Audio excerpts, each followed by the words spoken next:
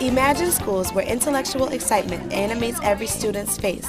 So now I'm brawling. The difference is the double math block. Teachers work together to improve their craft, and all students thrive and excel. People think that they could benefit from this. Hold up. You guys act like he's a dictator. He was voted in. He's supposed to represent the people. And there's bacteria that's bad for you, that affects your body and makes you sick. For 25 years, the Coalition of Essential Schools has been at the forefront of making this vision a reality. This school always acts like such a family, like an extended family, that no matter what you do, they're going to be proud and support you, and that's really what you need going into the real world. I really feel like this school makes you feel like you can change something, whether it not be the world, but you can make a difference in something. CES is reinventing schooling to prepare young people for college, work, and for life. There's no way. If you have your own child, you want him to be a lifelong learner. You want him to be passionate. You want him to be able to take risks, to solve problems, to work independently, to be creative, to persevere, to have integrity. All those things, every parent in this country would say yes, yes, yes. And then when you look at schools, they don't teach any of this. It's not important to them. You don't hear about it. And so my thing is, how do you take those things up front and say, how do you create a school that has a kind of environment that can give a kid integrity? In 1984, CES founder Ted Sizer rallied teachers behind the notion that the central purpose of schools is to teach students to use their minds well. Sizer compiled a set of 10 ideas, known as the Common Principles, that form the basis of the Coalition's beliefs about schooling.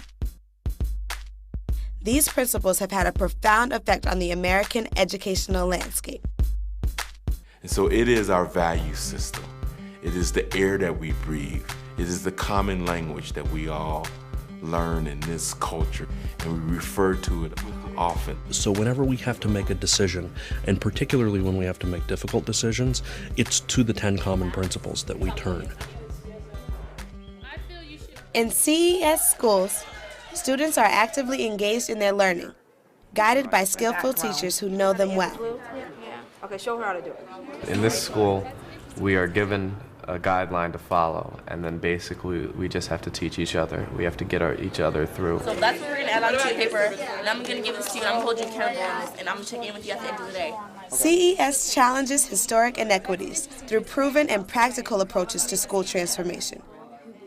In smaller, personalized settings where every student is intellectually challenged, and teacher collaboration is at the heart of school improvement.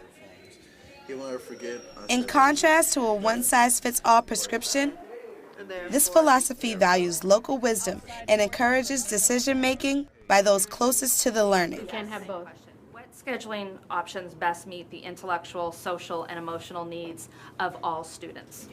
Today, CES leads educational change.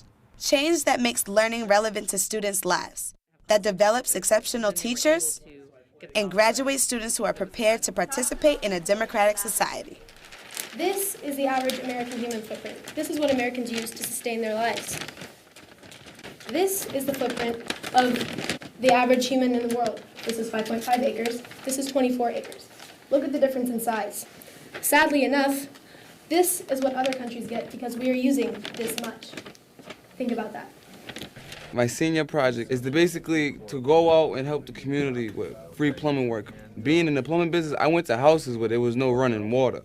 So to see that and to see that, I know what I know, and at this age, like they say, I gotta give back to the community. That's the perfect idea, to help elderly that can't do it themselves, or to help people that just can't afford it, to help them with my services and my talent.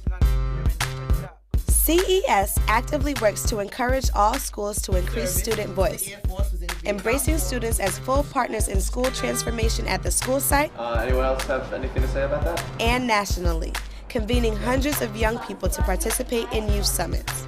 Meetings facilitated by their peers which develop leadership skills and encourage young people to become more active in their school communities. Separate them by who was the new students of the school. Older students with the younger students to kind of mentor each other. Convenings like the youth summits are also a key component of CES's approach to adult learning.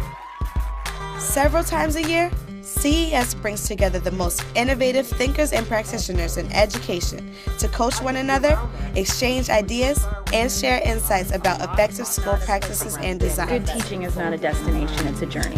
The second question, how do students learn? If you want that, you're going to have to make a different choice. Who do the people at the district level actually believe is making the change? See, that for me is critical. Many mission statements that sound like... From Fall Forum, the Coalition's longest-standing networking and professional development event, to a week-long summer institute, where educators dive deeply into topics such as democratic and equitable practices, to school-based workshops and peer-to-peer coaching at school sites, CES is committed to supporting continued professional growth. And making people think about a certain topic. In its tradition of promoting a conversation among friends, CES has pioneered a unique peer-to-peer approach for school development and improvement that keeps it on the cutting edge of school change.